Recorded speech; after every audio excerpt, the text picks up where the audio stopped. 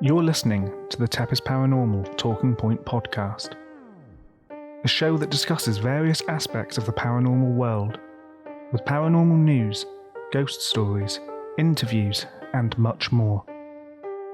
And without further ado, let's get into some talking points. Hi guys, Scott here from TEPIS Paranormal and welcome back to another episode of the TEPIS Paranormal Talking Point podcast. So today my guest is Steve Ward. Steve is a Mothman researcher and ufologist and has been following the Mothman case since November 1966, the original sighting of the Mothman. Steve also works at the Mothman Museum, which we'll go on to discuss in the interview. I got a chance to sit down with Steve and we talked about a number of topics. So without further ado, let's get into the interview. So thanks for joining me, Steve. Oh, it's great to be here. Thank you for having me. If you wouldn't mind giving a bit of an introduction to yourself for everyone listening. I grew up in Michigan, near the Detroit area. And I guess as a kid, I was always interested in science fiction, that sort of thing. And then the thought of flying saucers, that they might actually be real and might actually represent visitors from other planets, was pretty exciting. In November of 1966 in Michigan, we had a major UFO flap, and a lot of very credible people were seeing these things. It was a landing by the Frank Manor Farm in Dexter. Now, Dexter, Ann Arbor, and Hillsdale were some of these areas where they were seeing these things. They weren't very far, pardon me, from where I grew up. I was in junior high at the time, so I couldn't drive and I couldn't play UFO investigator, but it was pretty exciting watching the news. And some of these sightings were treated seriously back in those days. This is a time when Dr. J. Allen Hynek, who was still attached to Project Blue Book. Project Blue Book was kind of almost like a public relations ploy. They didn't seem to be, some people involved were serious about investigations, but many were not. It was just sort of to appease the public. Well, Dr. Hynek came down. He was still attached to the Air Force. He had to tread a thin line, even though he began to believe that people were really seeing these things after being a skeptic. And he's the one that uttered the famous phrase swamp gas to suggest some of the sightings might be mistaken as swamp gas. And of course, the newspapers went crazy. We had the mystery of UFOs were solved.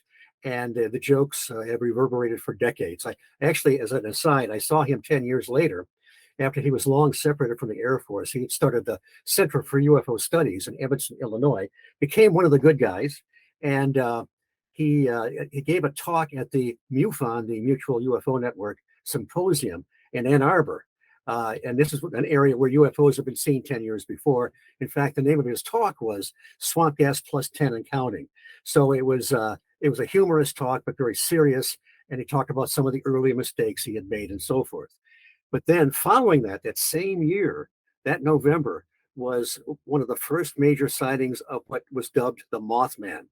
In West Virginia, about two couples were chased by a winged humanoid with red glowing eyes out of what they call the TNT area, an old abandoned munitions area north of Point Pleasant.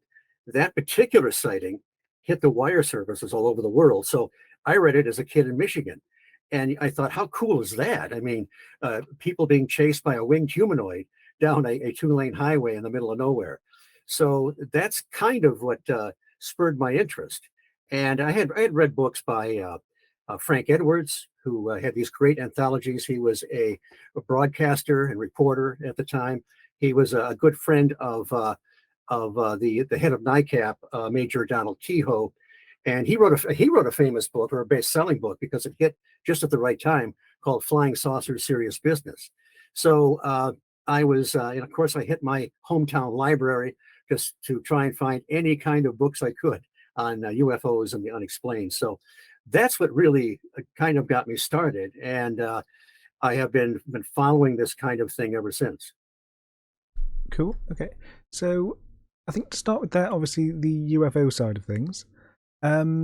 Have you ever seen a UFO yourself? You know, that sort of, flying object like that?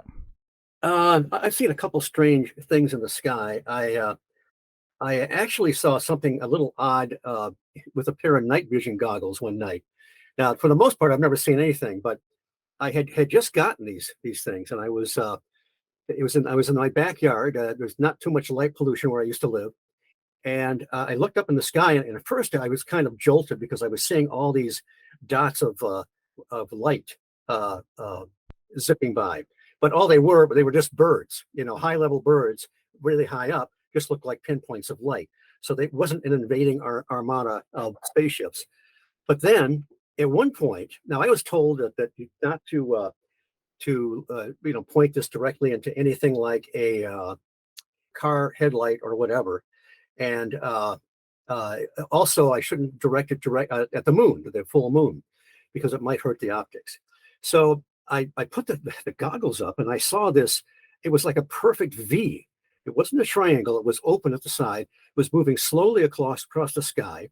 It wasn't like one of the V's where birds fly in formation where they're not perfect. Mm-hmm. And I was dumbfounded. It looked like uh, there were a number of dots on perfectly on each side, but I didn't have enough time. I was getting closer and closer to the moon, erring on the side of caution. I stopped watching. So I wasn't able to determine if it was blocking out stars behind it or to really get a good look at it. So maybe I saw something anomalous. Maybe it Mm-hmm. was even military. I don't know.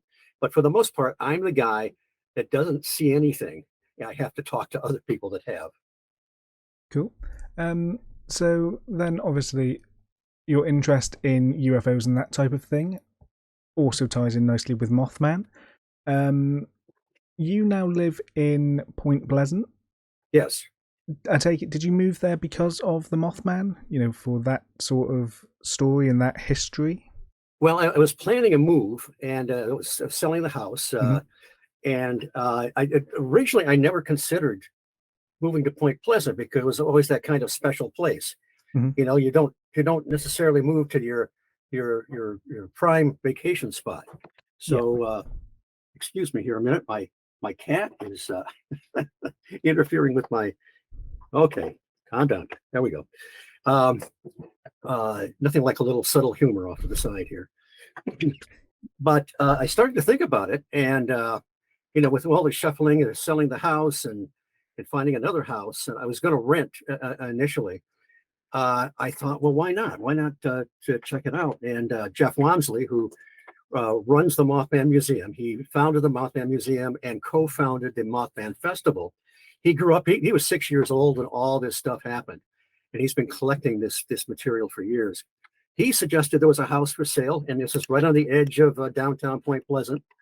Uh, Nice little modest house, and so I thought, well, why not? And it's been great. I had two really good movers. These young guys helped me out from Michigan, and professional guys, 2 men in a truck, I think they call it. And the one guy said, I think you've got more books than my hometown library. And that might be it might be true. I'm still organizing, still trying to get things. I got 2 million boxes in my basement. Thank God I've got a basement. At least I've got some storage. But yeah, so it's really great. And I'm also working weekends at the Mothman Museum. So yeah, I'm right in the heart of Mothman country, and I never really expected that to happen, but here I am. Cool. So, I just wanted to talk about obviously the Mothman Museum. You work there part time as sort of working with the information and sharing the history and that sort of thing. Yes, I greet people. I often ask them if this is their first journey to the Mothman Mm-hmm. Museum. Usually it is. People come from all over the country and all over the world. We've had a gentleman in from England and Puerto Rico and Austria, just everywhere. And I find out. I'd love to find out if it was a planned destination because some people have this has been on their bucket list forever. Yeah. And also. Uh, I find out, if they've seen the movie, read the book, and how much. I get some great conversations with these people sometimes. Mm-hmm. So, if people have any questions, see the regular guys that work there. Sometimes they get so busy they don't really have enough time to explain everything. Mm-hmm. And so I've been following it since November of 1966. So I have some rudimentary knowledge of the folklore and the history. Yeah. So obviously you mentioned Jeff and the Mothman Festival. Yes, What's that like to experience? it's an absolute blast. My first visit to Point Pleasant was in 1977. Mhm. After I had read the Mothman Prophecies book, I wanted to see the area. My next visit was the 2006 Mothman Festival. They have speakers. They have up and down Main Street. They have everything from T-shirts to food. Sometimes they have a full-size Stay Puft Marshmallow Man in one of the vacant lots. Bouncy houses, things for the kids. The Mothman Museum is right there, and a couple other stores that Jeff owns. Um, uh, they on the street that runs perpendicular, it's the side street. That's where the Mothman statue stands, and that's usually where the speakers have their tables and their books and so forth. Very accessible. A lot of very well known people, and some not as well known, but always a good selection of speakers. So in this last year, I mean, it was just crazy. Uh, Thousands more than usually come, and we usually get thousands. But the one thing I want people to know, if you ever make the pilgrimage to the Mothman Festival, which occurs every third weekend of September, um, uh, regardless of how that week falls, uh, you have to get there early Saturday morning, go to the information booth, and buy your ticket for the dreaded TNT hayride in the infamous TNT area where the Mothman was seen. That's the only thing that cost a few bucks there. Everything else is free admission. So, and Saturday night, we take people on hayrides, essentially. We start at the Farm Museum. We have 3 tractors and 3 carts. 2 of the carts are proper hayride carts with bales of hay and so forth. I'm one of the tour guides. They give me the old man cart with a nice, comfortable seat. So that's probably the one you want. And we take off into the TNT area is creepy in the daytime, super creepy at night. It's where they made munitions during World War II. It was pretty much abandoned in the 60s when they first started seeing the Mothman there. It is the McClintock Wildlife Area now. There are some remnants of some of the structures there, all overgrown. It looks like George Pal's The Time Machine, when the time traveler steps off the time machine and starts exploring the ruins. And so it's a little bit like a Halloween hayride. It changes from time to time, but we take people in, and the dreaded Men in Black try to turn you away, but they're more like the Keystone Cops than the Men in Black. There's a couple guys in ghillie suits that hide in the shadows that scare the hell out of people.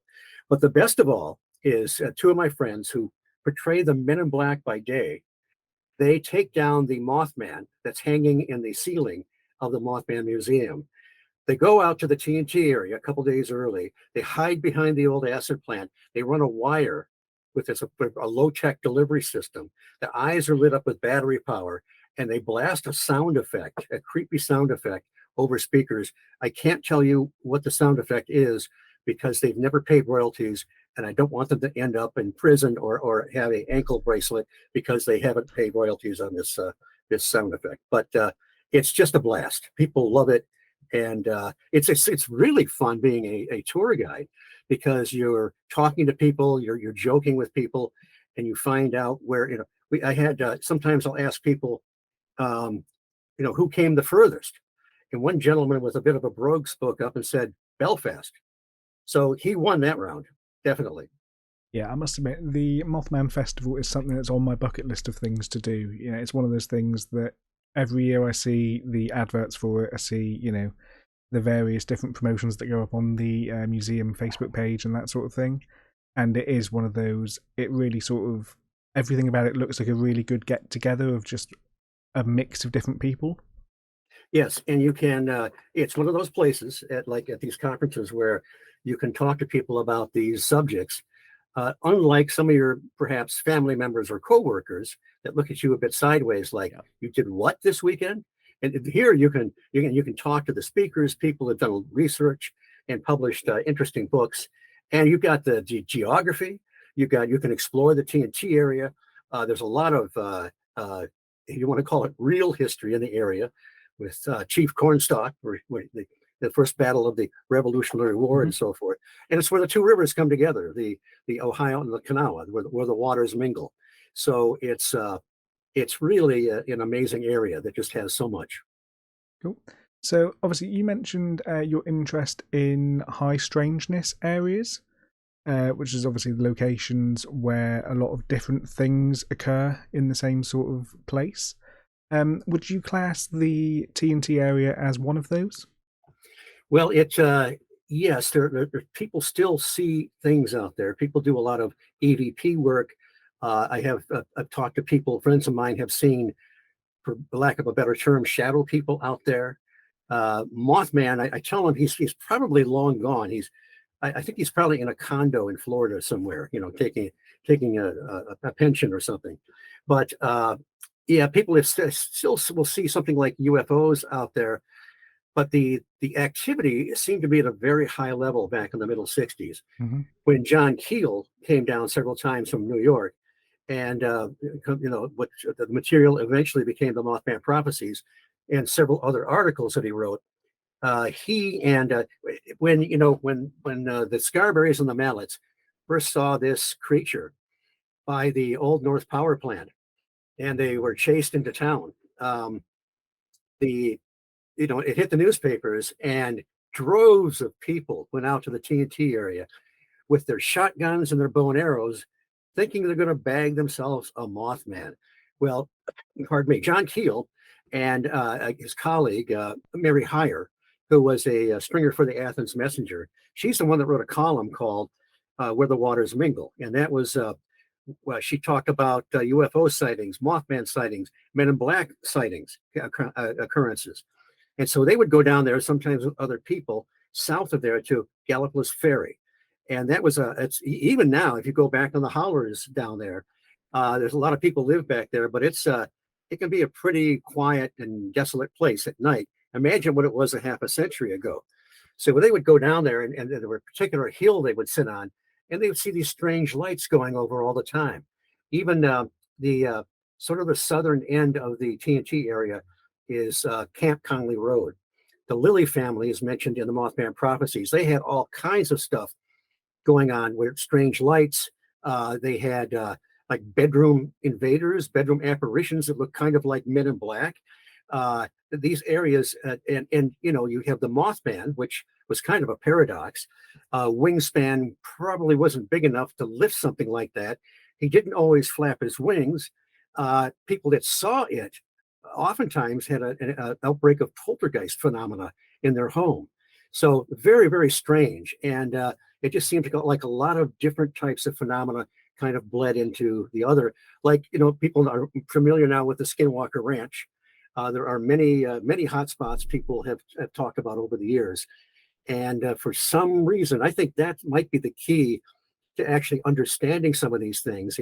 If we could try and figure out why is it that these things all occur in the same area. And not only that, John Keel talked about window areas where these things seem to show up and then hang around for a while and disappear, maybe leave footprints, landing marks, or whatever.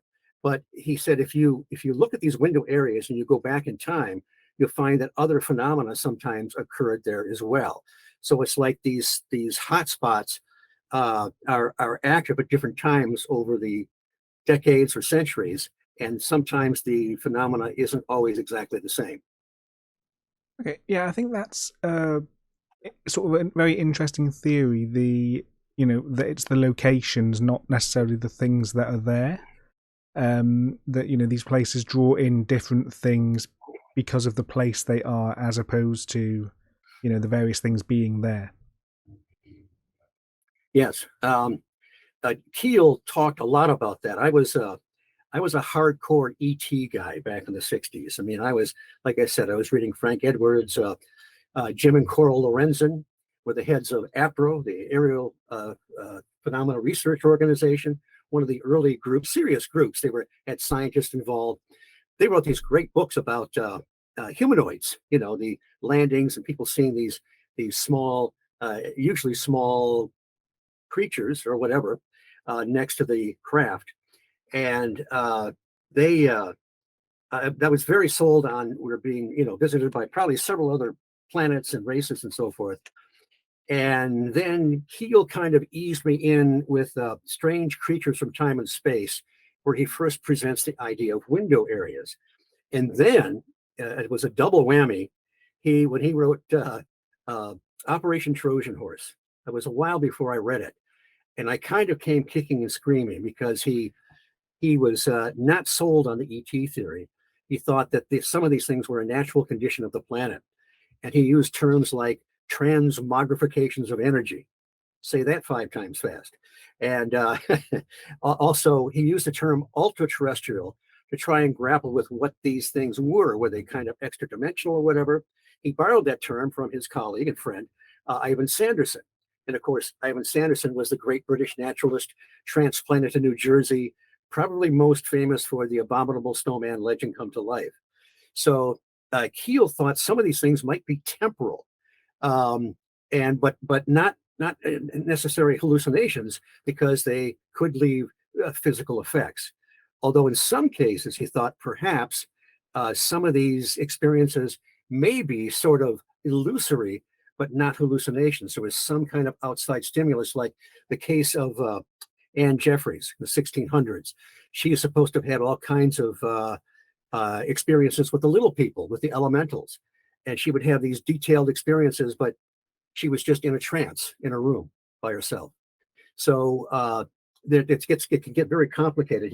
He talks about it's sort of a co-creation. It's like a lot of these manifestations kind of express our collective expectations at the time. You go back in the way back with the meandering lights. You know, some people thought they were literally witches carrying their lanterns on their broom. There's other traditions in other countries that some little men had their little lanterns or whatever. Fairy lights. As time goes on, you get the mysterious airships.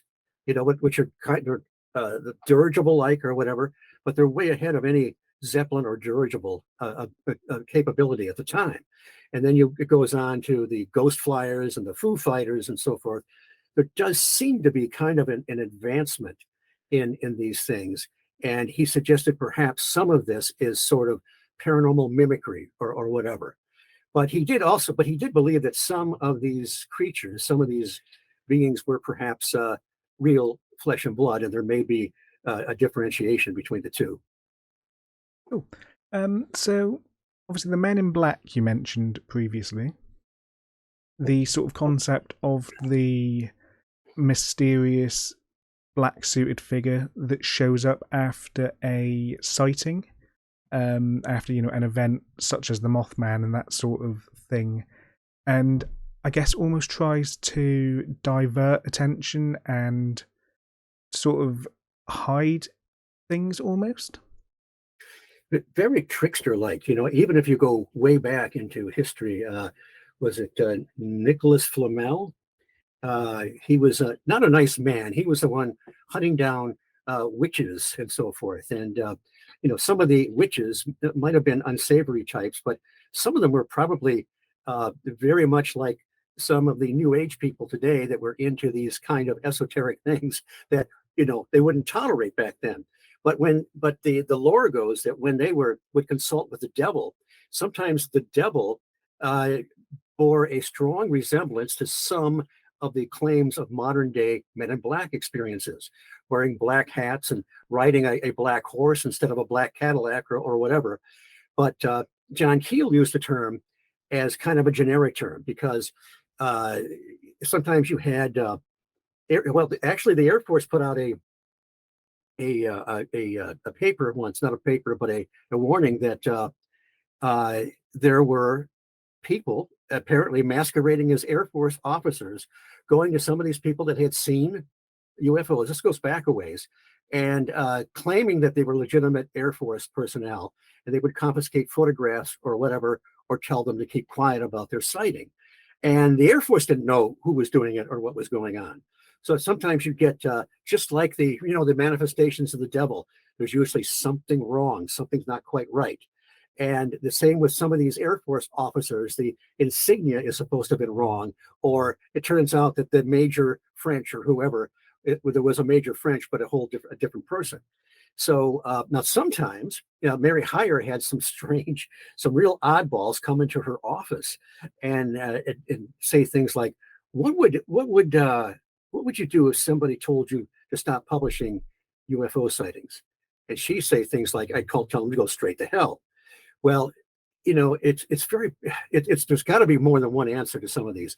There were people roaming around Point Pleasant at the time that had to have been straight government FBI people snooping around just to kind of check things out.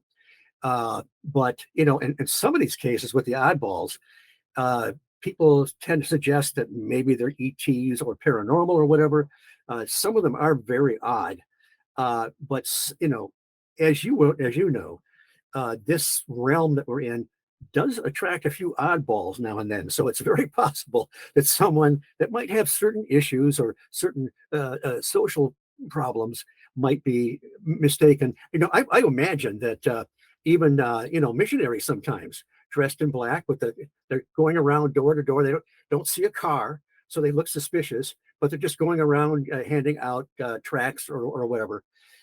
So it's very, you have to be very careful when you wade through this. But there are some, and Keel also suggested that he thought some of the Men in Black encounters may have been illusory. Nothing was really physically happening outside, but they had some kind of a real experience. It does seem to be a throwback to the belief, anyway, in the devil to some extent.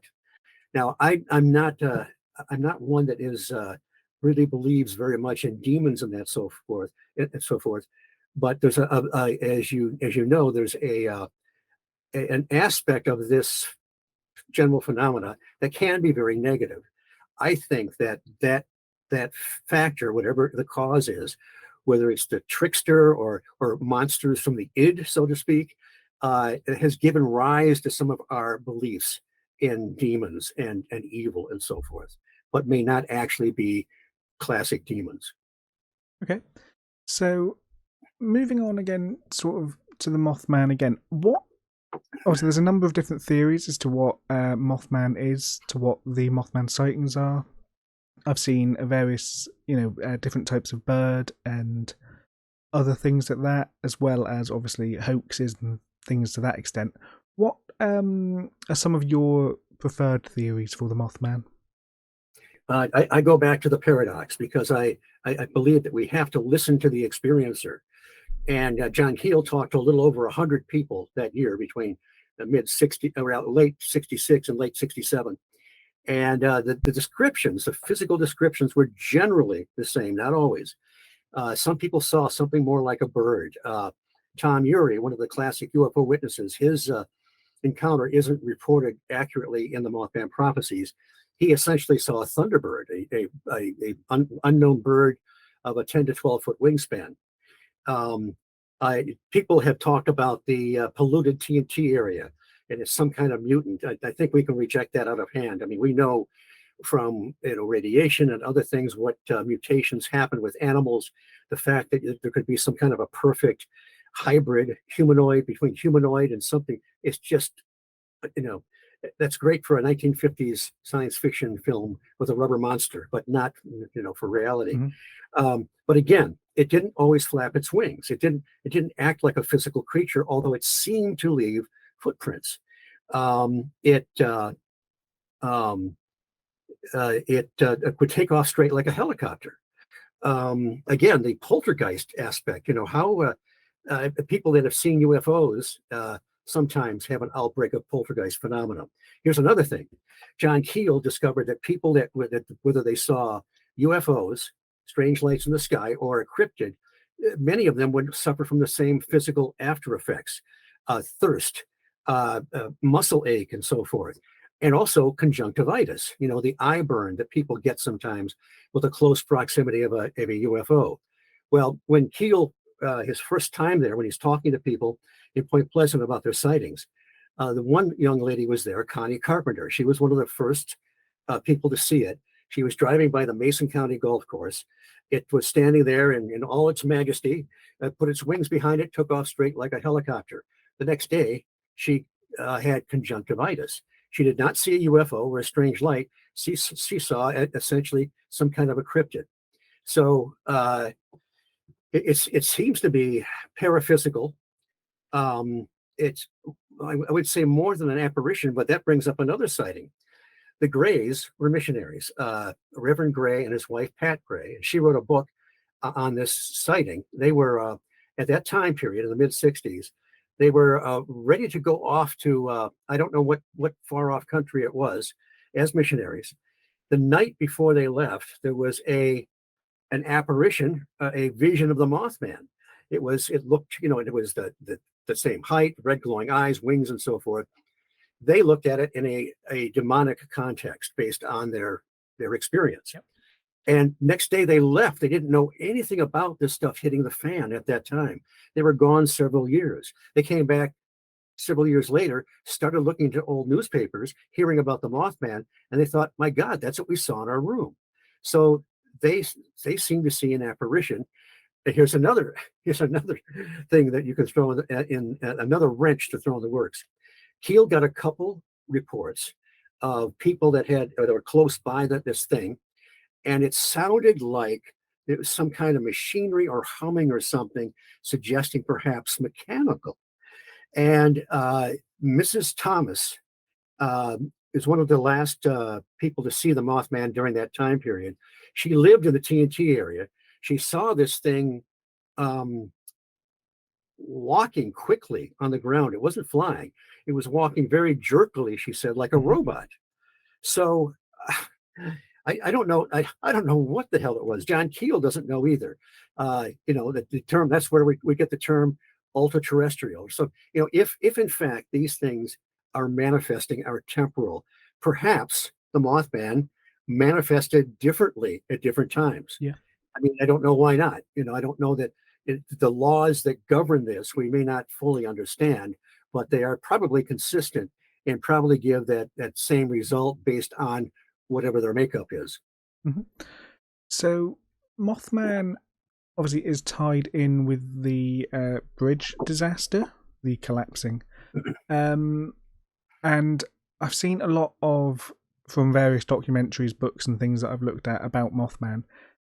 It seems to be tied in as almost an omen of negativity, which I guess goes back to somewhat what you were saying as well about how people that see the Mothman then become unwell, suffer from a variety of different ailments and that. What do you think about the whole Mothman being an omen?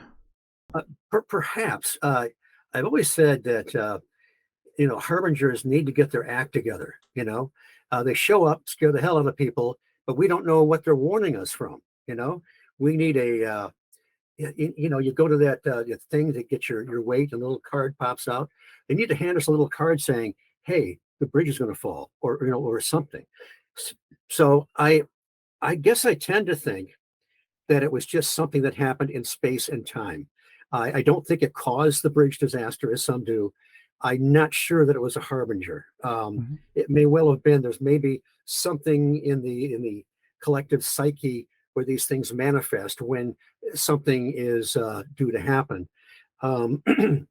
The prophecies part of the Mothman prophecies comes from John Keel was in contact with several individuals that firmly believed they were in contact with space brothers and benign beings and so forth. I think a lot of it was due to channeling or whatever, but some may have been seemingly physical contact. And some even overlapped into the Men in Black stuff. Mm-hmm. But over a period of time, they were getting prophecies. And sometimes they would come true about plane crashes and so forth. These cosmic tricksters, as Keel called them, would kind of lead them along sometimes. There was a gentleman, he was a professor, I think, at Michigan University or one of the universities in Michigan. He was getting prophecies and they were coming true. And then he got the big one, get your gang together. The world's going to end. We're going to come to the hill and pick up everybody. And of course, they didn't come to the hill, boy. But yet some of these prophecies seem to be legitimate. So Keel was getting these from all these different people. And he was there was going to be a disaster on the Ohio River. He was convinced it was going to be a chemical plant blowing up, a factory blowing up. But he kept his mouth shut because he thought, boy, if this does happen, he's going to be suspect number one. So he told Mary Hyre, don't tell anybody. She was having dreams, and so was Mrs. Thomas, about packages floating in the river. And they had this real sense of impending doom. Well, as time went on, these contactees kept saying, oh, there's going to be a huge event on December 15th. And they said it's going to be an EM effect. No explanation as to what that implies, electromagnetic, but what does that mean? I think several days of darkness. This may have been the one where the Pope was going to be assassinated, supposedly. But by this time, Keel admitted, he said he was completely paranoid. He was buying this hook, line, and sinker. He was in New York at the time that the bridge collapsed. So he's there on December 15th, 1967. He's got bottles of water in there back before you could actually go to the store and just buy your bottles of water. And it was told, the prophecy said that the moment President Johnson lit the Christmas tree in Rockefeller Center, that the power failure would happen and all this stuff would occur. He lit the Christmas tree, nothing happened. Moments later, there came a bulletin over the news that the bridge between Ohio and West Virginia had collapsed, the Silver Bridge. And Keel was just furious. It's like they were sending out these messages. Something was, but it was like misdirection. It was crazy. But several people were getting these bizarre messages. And again, that's where the prophecies part of the Mothman prophecies happens. It's a wild book. And the thing about that is the editors cut out half of it when they published it. Some of it has been preserved in the Eighth Tower,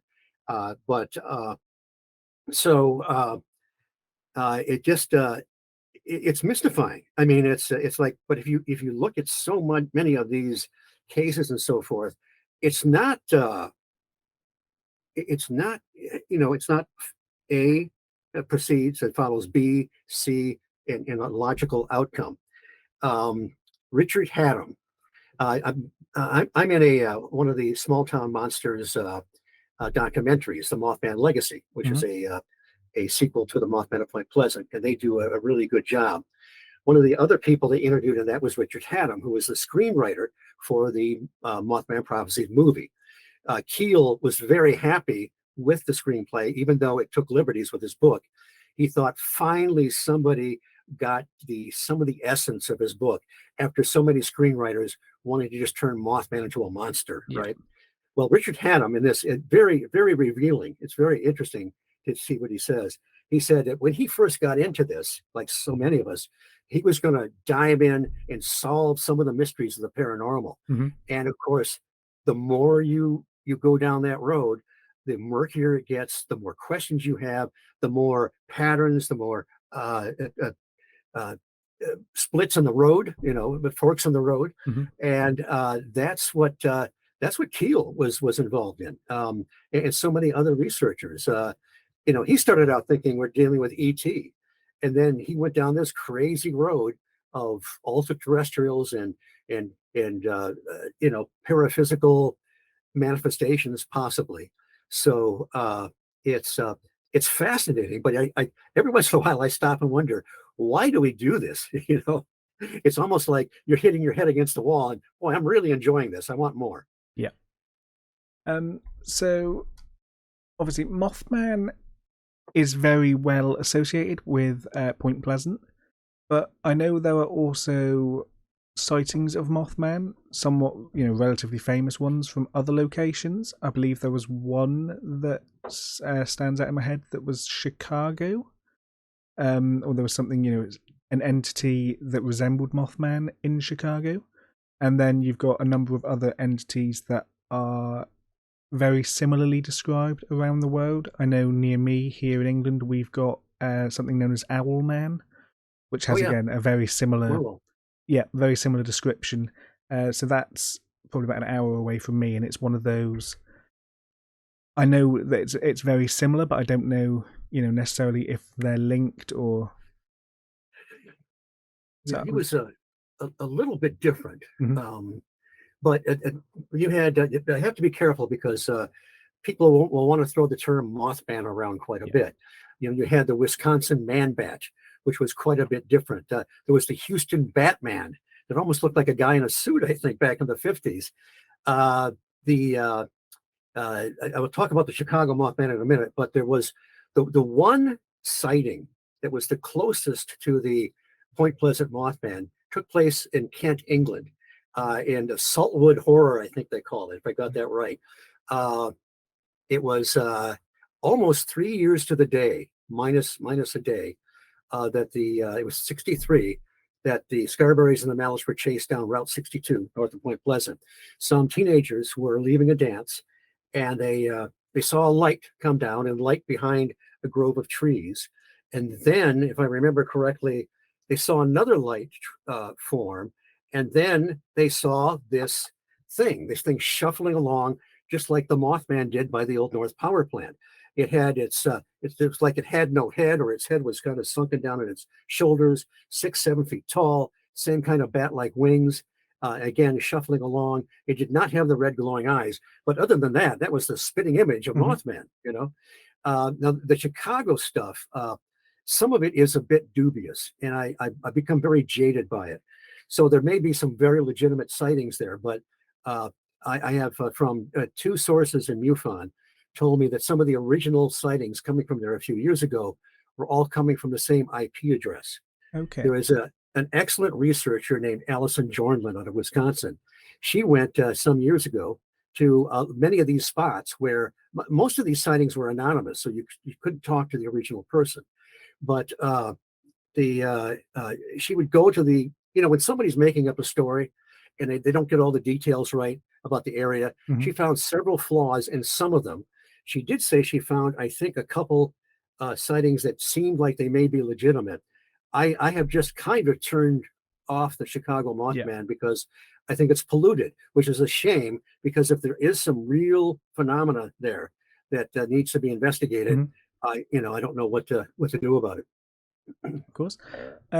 So then I think one of the last things I want to ask about is other cryptids. So obviously the Mothman is the main one. It's the one closest to you, obviously there in Point Pleasant. But what are your views on just, generally other cryptids, things like Bigfoot, the Loch Ness Monster, stuff like that? Well, there may be, again, Keel may be right that some of these actually may be physical unknown creatures, and some of them may be due to some kind of paranormal mimicry, for lack of a better name. Stan Gordon has done great research in the Pennsylvania area for years. He uncovered a series of Bigfoot sightings seen in conjunction with strange lights and UFOs in Pennsylvania in 73 and 74. Some of these were bizarre Bigfoot sightings that would disappear when they were shot. Green glowing eyes, again, seen in conjunction with UFOs and people experiencing all kinds of bizarre psychic phenomena. The Dogman, I have been, Linda Godfrey, who we lost recently, a great researcher and a great lady. She had teamed up with Lee Hample. Lee Hample has a farm right on the edge of Bray Road. And I've seen the photographs that he's taken over the last 10 years with his trap cameras. There's all kinds of things flying around in the sky and toward the ground. There are footprints, 5-toed footprints that appear out of nowhere. Sometimes the two sets of footprints will split into two separate creatures and then disappear. He's got these incredible photographs of these footprints in the snow. The Bucks County Paranormal team out of Pennsylvania has been there. They got it on YouTube. They hear this howling going back and forth. And I'm not an expert on animal howls, but it was very creepy. And they were saying eye shine about 6 feet off the ground. Okay. But there's some evidence that the trap cameras very seldom catch anything. These things act like animals. They eat roadkill. They eat bait. But there seems to be surrounded by some kind of technology. So that you've got another possible paradox there. There's a sighting that Linda Godfrey talks about in Monsters Among Us in New York State, I think in the 90s, traveling along Route 88. The man's driving on a 2-lane, and it's dark, and he can see it's one of these 2 lanes that cuts in a hill, and he's seeing this light moving along in the woods, and he's thinking, this guy's got to be on a four-wheeler. He's driving like crazy. I better slow down because he's going to go off the edge of this hill. And so when it comes down, it morphs into a classic dog man and takes three long strides, and it's across the road and it's gone. So there are many. There are many. There was even one at Nottingham Canal. Paul Devereaux talks about it in Earth Energies, I think. And three kids, they see this mist rising off the canal, and it starts to collate a bit, and there's sort of lights in there, and it starts to move toward them, so they all three of them take off. Now, two of them describe something. They didn't say Bigfoot or Sasquatch, but the way they're describing the outlines of this thing kind of forming but still translucent looks like a Bigfoot. Now, the other kid did not see that at all. He saw the mist and the lights. He did not see the outline of the creature. So, like in so many of these cases, people are seeing different things, looking at exactly the same apparition or whatever it is. It happens a lot of times with ghost hunters and that sort of thing. So there's Paul Devereaux has a great term. He calls it proto entities, and that's where, like the Saltwood Horror, where the light or maybe even what looks like a craft seems to be inseparable from the entity. There's kind of a morphing going on where the two seem to be one somehow. Okay, perfect. I think that brings us to the end of the questions I had. So if that's okay with you, I think we'll end it there. Sounds good. Unless there's anything you want to add. I have a podcast called The High Strangeness Factor. It's on the Paranormal UK radio network. And every other fortnight, we have a new show. There's a few years of back shows. I was on a hiatus for a while. Andy Mercer and I are on there together, and sometimes other co-hosts. I'm also on Mac Maloney's Military X-Files every week as a correspondent, and that's a fun show. And I'm going to be attending the Frogman Conference coming up very shortly in Ohio. That's where people saw the Loveland Frogman in the early 70s and mid 50s. It's one of these sort of one-off creatures that very seldom show up. You know, they're not as prolific as Bigfoot or winged creatures. But so anyway, it's great to be here, and thank you for having me. Once again, a big thanks to Steve for taking time to be a part of this interview.